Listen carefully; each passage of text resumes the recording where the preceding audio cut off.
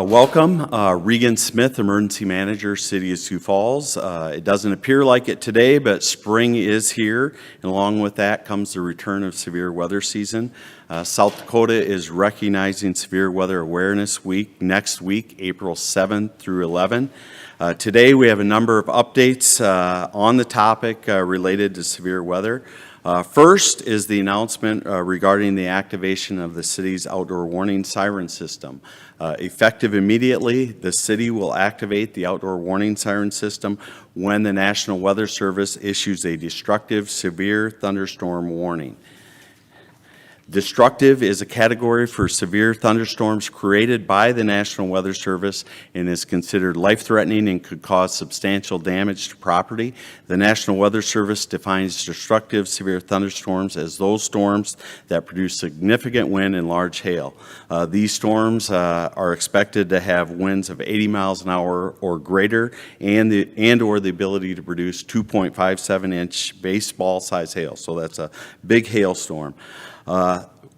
Like a tornado warning, with the destructive severe thunderstorm warning, a wireless emergency alert, or WEA, will be sent to cell phones in that impacted area.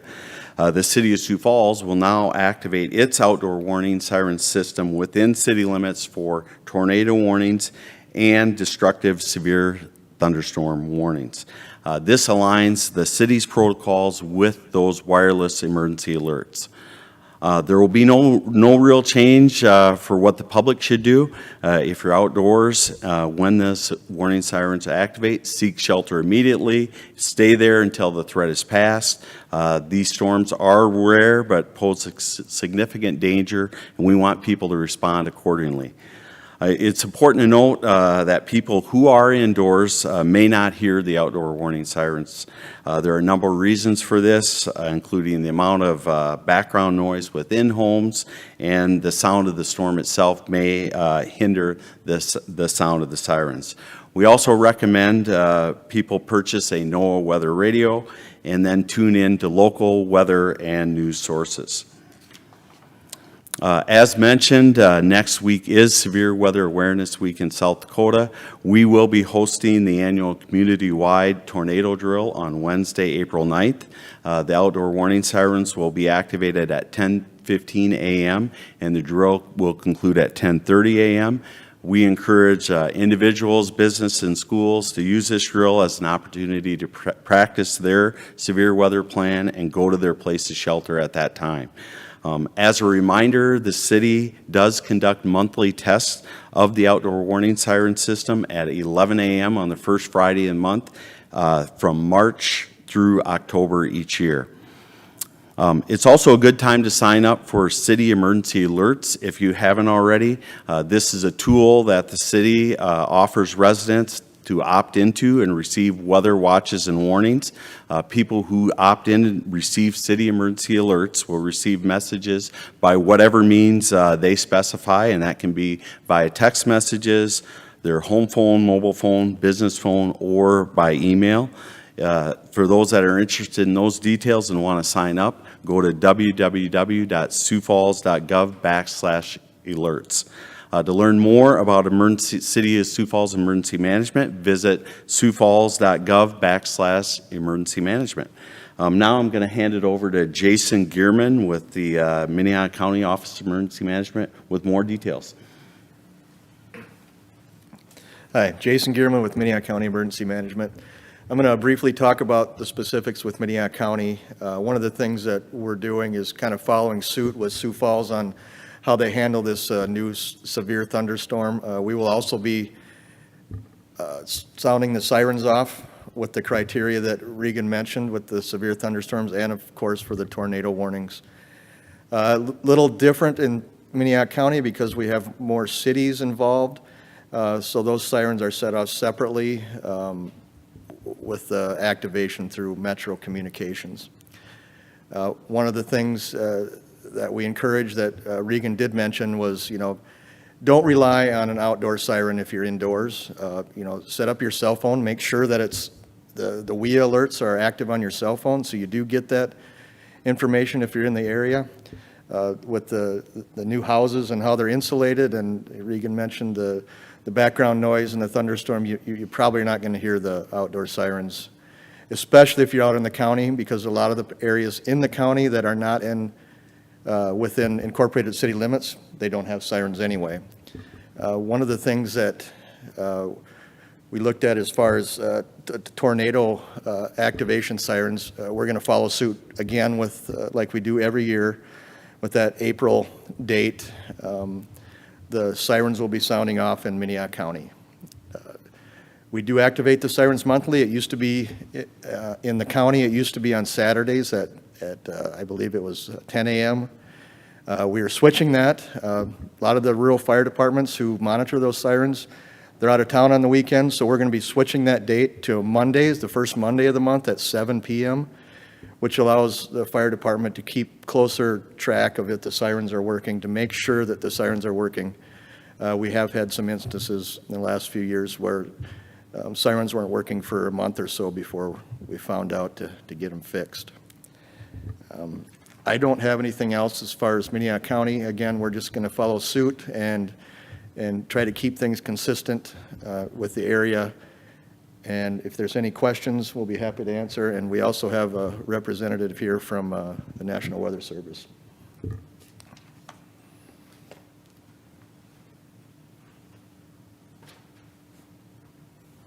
I just recently saw something on your Twitter feed about spotters. Was that there won't be having spotter school, or can you explain that? Yeah, Todd Heitkamp, meteorologist in charge for the National Weather Service here in Sioux Falls. Yeah, the spotter training classes that we have normally held every year have been canceled. We decided to do that last Friday. So the first one canceled was Monday in Huron. And so that does impact the class here that was scheduled to be held here at the Pavilion in Sioux Falls. The reason why is because due to staffing shortages, and not only in our office but in surrounding offices, we really need to place the resources where they belong. The public expects us to, and our mission is to issue those protective life-saving warnings and watches.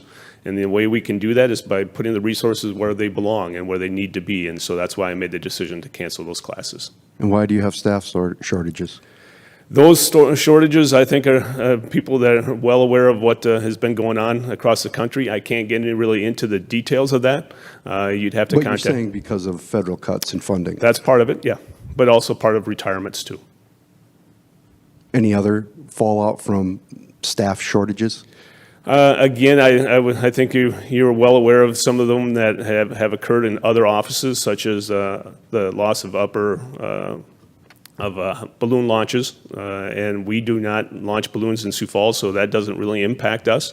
But Omaha, Rapid City, and Denver, or Boulder, I should say, have either eliminated all their balloon launches or decreased the number of balloon launches due to staff shortages. What does this mean for residents? For here in Sioux Falls, shouldn't mean anything. We're here. We're going to continue to do our job that the public expects from us. We're going to put our resources, as I mentioned, where they belong. So when it comes to severe weather, we're going to be there issuing the watches and warnings as we have in years past. Thanks. Regan, you mentioned the wireless warnings. It's been sometimes seems kind of random. How is it working from your perspective in terms of the cell phone activations and that kind of thing? When people don't get it, is it because of user error, or what's the problem? And again, it's a federal program under Homeland Security. It's the wireless emergency alerts. Person's cell phones will receive these notifications if they are in the notification area. They'll receive that if that cell tower is in that area and it hits their phone. But many times, persons turn off those notifications, whether they're the amber alerts or the emergency alerts or things like that. There's things like that, or there's issues with the cell phone's carrier, that type of thing. So those are used for, again, weather warnings, amber alerts, and the City of Sioux Falls has access to those for civil emergencies, and we can use them for recovery and evacuation activities also. Are you happy with the way it's working? Yeah. I mean, both from a technical standpoint and from a user standpoint. Oh, definitely. It definitely gives us a tool that we never had in the past to touch virtually every resident of the city, and we just did not have that instant access in the past. So it's a great tool, but it's just like any technology. There are issues with it, and we're getting more used to it, and I think the public is now understanding what's there and who they're getting that information from. Do you get a lot of complaints when we don't have that many instances in the course of a year where it would trigger the phone, but have you gotten feedback from people like, it's not working for me? Or We do on the weather, both the weather service and my office, we'll get, hey, I didn't get the thing, and then we'll walk them through, hey, let's look at your phone and see if you've turned these off, those type of things. And it might be a case where, hey, I drove through Brandon today, my cell phone is linked to that tower over there, so they're not in the warning issue. So we try to work through those type of things, and but I think overall, people they want information, and we're able to give it to them in a timely manner. have we added sirens? We do. We've got 82 outdoor warning sirens here in the city of Sioux Falls, and we add 1 or 2 sirens a year in the growth areas of the city. Occasionally you hear somebody that says, I never hear the sirens, and I wouldn't imagine how that's possible. But are there, even the tests, are there still areas of the city where it's Again, we try to, in those areas that are going up on the edges of town, like this year, we'll put a new siren in the northeast and the southeast area of town, as we're trying to get there before those rooftops are going up.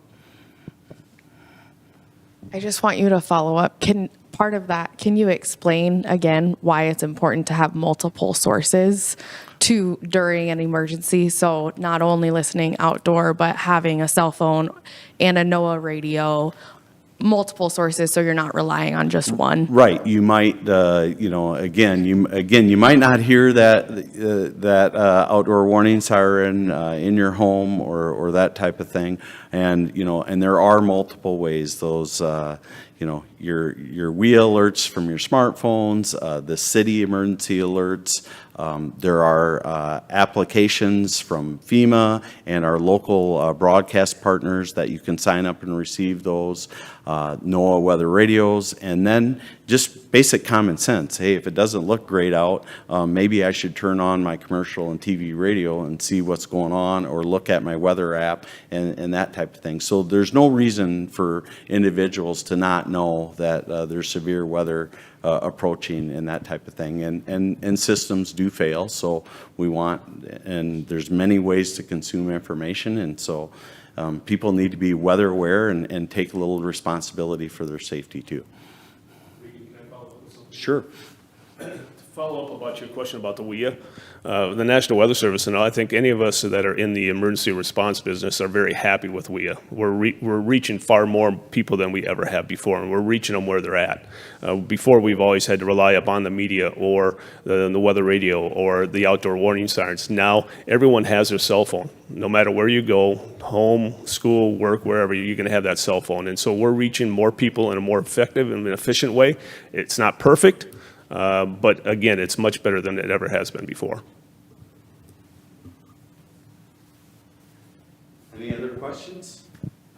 All right, I appreciate everybody stopping by, and we'll hang out after if anybody has additional questions. Thank you.